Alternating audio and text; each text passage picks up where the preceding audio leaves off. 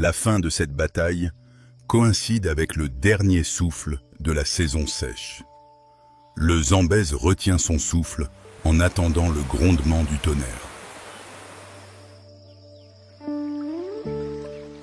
Les premières pluies arrivent pour laver les cicatrices de la terre et ouvrir une ère nouvelle de renaissance dans la brousse. Un nouvel ordre se dresse sur les cendres.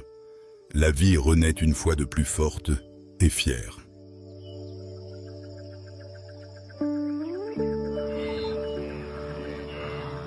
Une fois par an, le continent noir tremble sous l'un des plus grands voyages de la planète.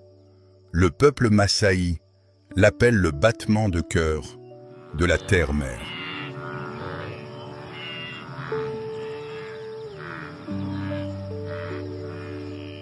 Un cycle éternel de vie et de mort. 1,5 million de gnous bleus, 300 000 zèbres, 400 000 gazelles.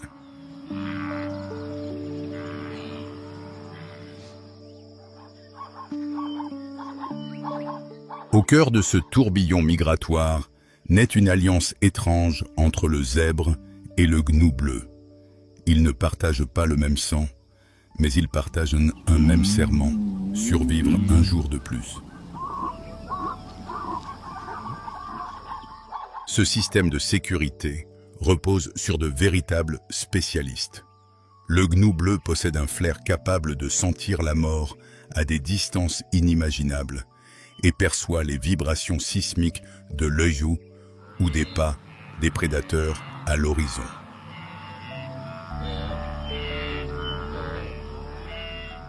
Mais son cou court et sa vision, entravée par ses congénères, sont des faiblesses qui peuvent lui coûter la vie.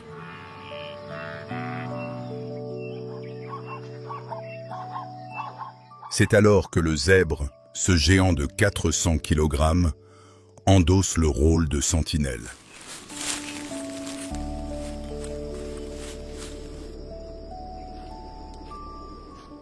Ses yeux balaient un arc de 350 degrés, ne laissant qu'un seul angle mort dans son dos. Il reste en alerte face au moindre mouvement inhabituel, même dans la pénombre de l'aube.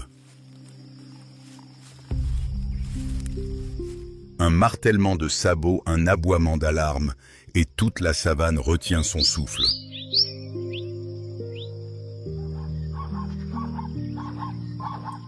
Mais qu'on ne s'y trompe pas, ce n'est pas une société compatissante. Une fois que l'ennemi a son repas, les autres sont sauvés par pur hasard.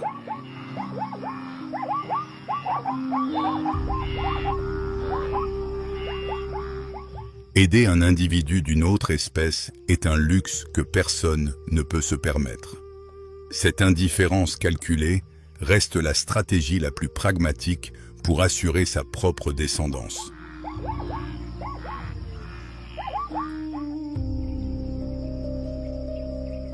Dans la grande migration, la bonté est un luxe qui n'existe tout simplement pas. Et qu'on ne croit pas non plus que le zèbre soit une créature paisible. Le stress de milliers de kilomètres de voyage et la faim accumulée en font un animal irritable et dangereux.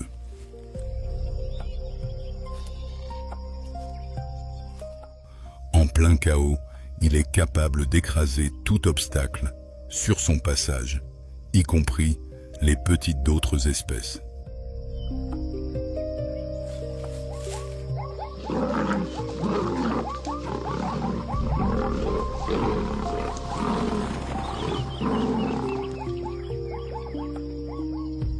Mais malgré sa ruade capable de développer 1000 kilos de force, le zèbre sait très exactement quelle est sa place.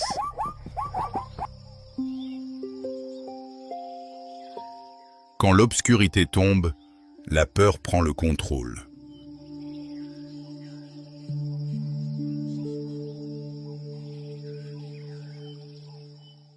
Dans les fourrés épais, l'armée de chasseurs, la plus redoutable, prend déjà position guettant le moindre relâchement.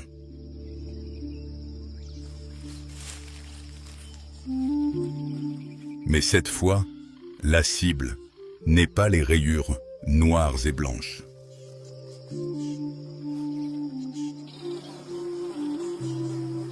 Le cercle se referme autour d'un buffle solitaire, une masse noire et mortelle qui résiste seule au cœur du siège de la mort.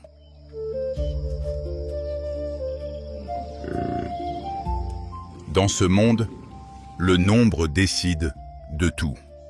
Rassemblé en troupeau, le buffle africain devient une forteresse d'acier de 900 kg qui balaie la savane.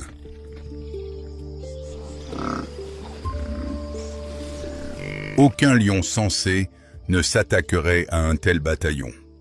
Mais la mort noire a le tempérament d'un détonateur.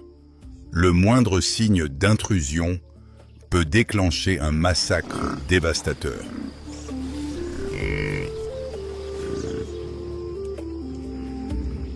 C'est un jeu de psychologie et de pouvoir. Celui qui contrôle l'espace contrôle la vie.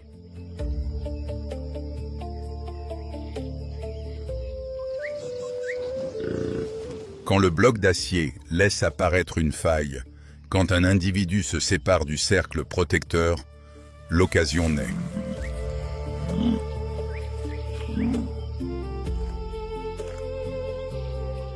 Un buffle adulte pèse 5 fois le poids d'une lionne. En théorie, c'est un combat impossible. Mais le lion le sait. Il ne mise jamais sa vie sur le hasard. La stratégie reste sa seule arme véritable. Dix Lions, coordonnées comme une unité d'élite des forces spéciales. Elles n'ont pas besoin d'être plus fortes en muscles. Elles ont seulement besoin d'être plus tenaces.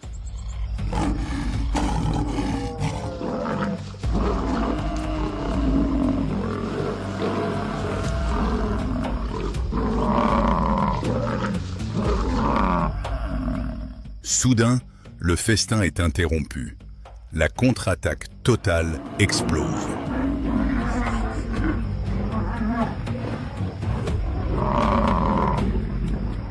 Tandis que d'autres silhouettes noires encerclent les lionnes, celles-ci reculent peu à peu. Mais un jeune lion mâle décide de rester. Pour devenir le roi de la savane, il lui faut bien plus que les restes des femelles. Il lui faut le courage de regarder la mort droit dans les yeux.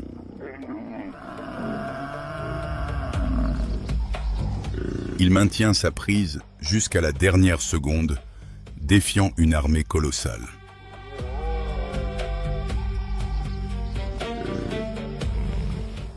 Les études de terrain montrent que les lions mâles affichent une agressivité individuelle bien plus marquée face au buffle du Cap.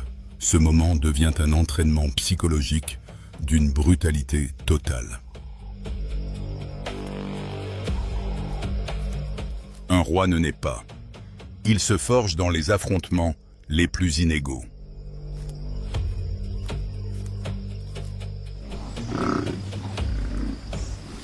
La bataille entre le lion et le bufflet est un cycle éternel de vengeance et de survie.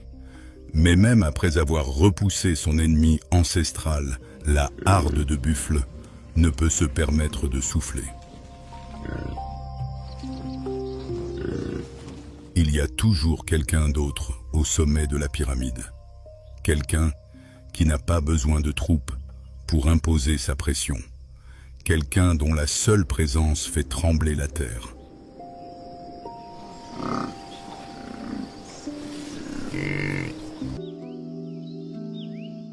Quand les guerriers tombent, les charognards apparaissent. Mais ne les prenez pas pour de simples parasites lâches.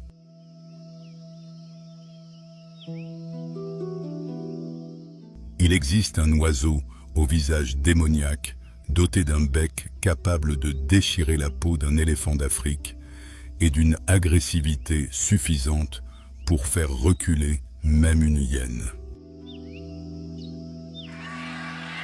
Au banquet de la mort, il y a toujours quelqu'un qui ignore le concept de la file d'attente. Voici le vautour à tête blanche, le parrain de la charogne dans la savane. Ne laissez pas le titre de charognard vous faire croire qu'il s'agit d'un lâche. Avec une envergure de près de 3 mètres, l'équivalent de la largeur d'un petit autobus, c'est le plus grand et le plus féroce des oiseaux nécrophages du continent noir. Il ne vient pas seulement pour manger, il vient prendre le contrôle. Pourquoi les autres doivent-ils lui céder le passage? Parce que ce géant possède un privilège biologique que personne d'autre ne détient. Dans le monde de la charogne, la nature emballe souvent la nourriture sous des couches de peau blindée, d'éléphants, de buffles du Cap ou de rhinocéros. Sans cet ouvreur de chemin, les petites vautours mourraient de faim devant un festin colossal incapable de percer une telle cuirasse. Le vautour à tête blanche est littéralement l'ouvre-boîte de la prairie, le seul assez puissant pour déchirer cette peau épaisse de plusieurs centimètres.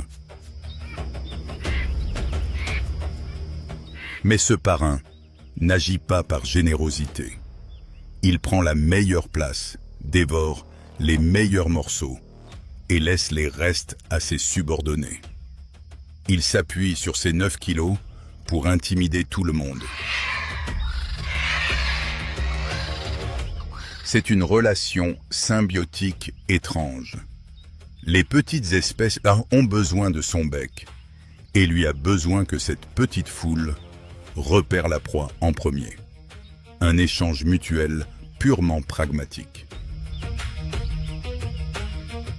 Curieux de connaître l'origine de son nom. Quand cet oiseau s'excite ou se prépare à disputer un repas, le sang afflue massivement vers son visage. Ses replis de peau passent alors d'un rose pâle à un rouge intense et vibrant. Selon les études physiologiques, les plus récentes de 2025, ce changement de couleur l'aide durant les moments d'activité intense. Dans la psychologie sauvage, c'est une démonstration de force redoutablement efficace. Il n'a pas besoin d'attaquer. Le rouge de la colère fait 90% du travail. Le roi de la charogne peut régner sur la terre ferme par l'intimidation et le vacarme. Mais quand la frontière entre la terre et là s'efface, toute cette démonstration de force devient inutile.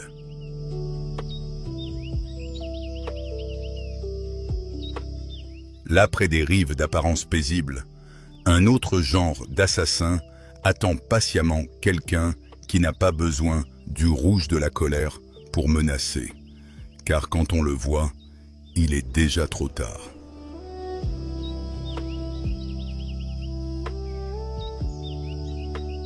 Nous laissons derrière nous les cadavres et les rugissements résonnants. Nous quittons la savane luxuriante pour avancer vers l'ouest brûlant, là où le continent noir rencontre l'océan Atlantique glacé dans un baiser de mort.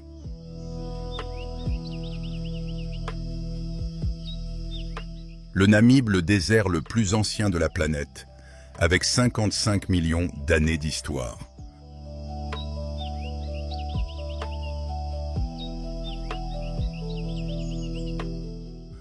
Un nouveau chapitre sur des rois austères s'apprête à être écrit sur cette bande de côtes connue sous le nom de Côte des Squelettes.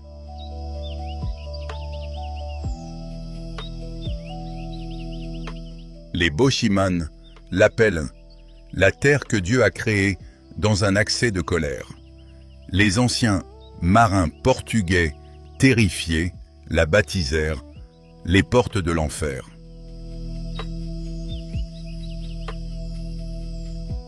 Dans ce vide implacable, une légende s'est écrite, avec des empreintes sur le sable, le lion du désert. Ce sont les survivants, les plus fins et les plus endurcis de toute la famille des félins. Ce ne sont pas les monarques corpulents qui dorment à l'ombre de l'acacia. Leur corps est élancé et ferme, comme celui des meilleurs athlètes d'endurance.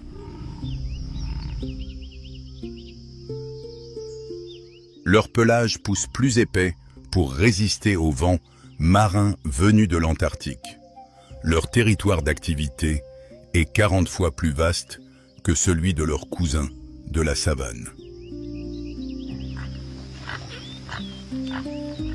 Dans les rares points d'eau perdus au cœur du désert, la bataille pour la vie et la mort se livre en silence, mais chargée d'un suspense étouffant.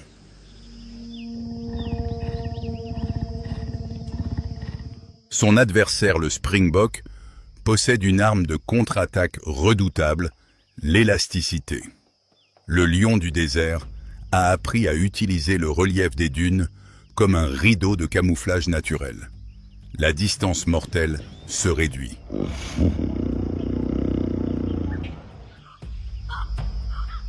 Le springbok jaillit à 80 km/h et exécute des virages brusques à 90 degrés pour semer la mort. Mais le lion du désert ne mise pas sur une vitesse explosive de courte durée. Il mise sur la ténacité de celui qui connaît trop bien la fin. Il utilise la pente des dunes pour gagner de l'énergie cinétique. Un festin rare se déroule au cœur de cet enfer aride.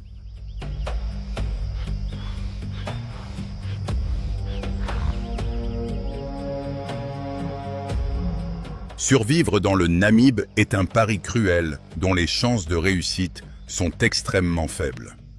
Chaque proie abattue est un véritable exploit de volonté et d'endurance pure.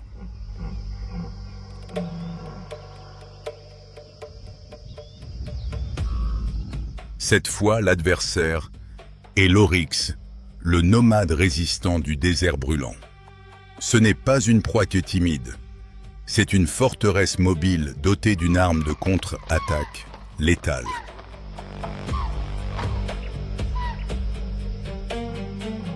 Huit silhouettes fines apparaissent au sommet d'une dune de sable rouge éclatant. Une armée d'épenaillés mais d'une discipline absolue. L'ordre se transmet d'un seul regard. La poursuite éclate au milieu d'un mirage sous 60 degrés Celsius.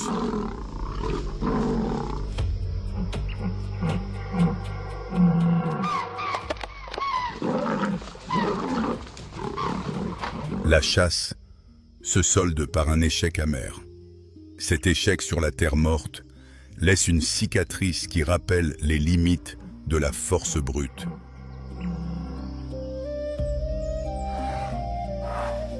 À l'ombre des dunes géantes, l'éléphant du désert se déplace tel un colosse plein de sagesse.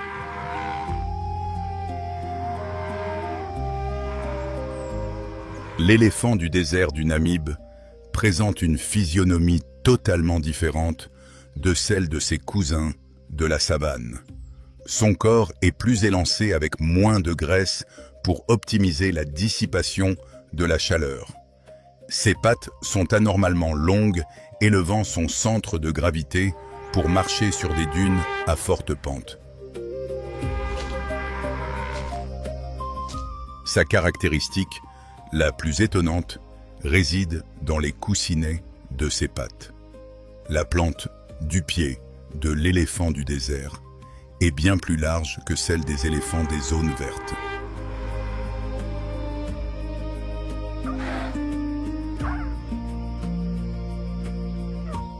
Elle fonctionne comme une raquette à neige, à basse pression, répartissant 6 tonnes de poids pour éviter que le corps ne s'enlise dans les poches de sable mouvant.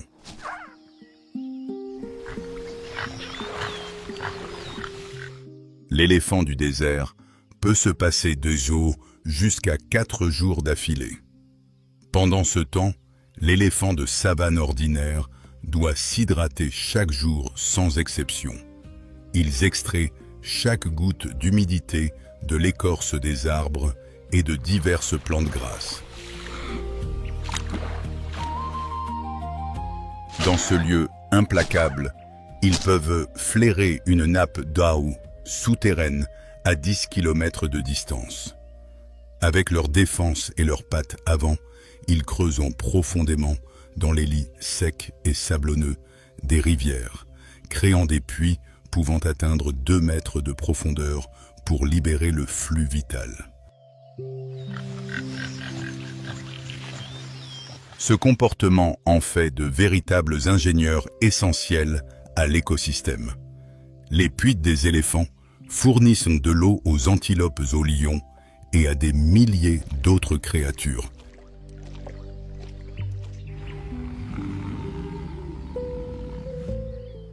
Ils ne survivent pas seulement pour eux-mêmes. Les éléphants du désert sont les gardiens qui maintiennent battant le cœur du Namib.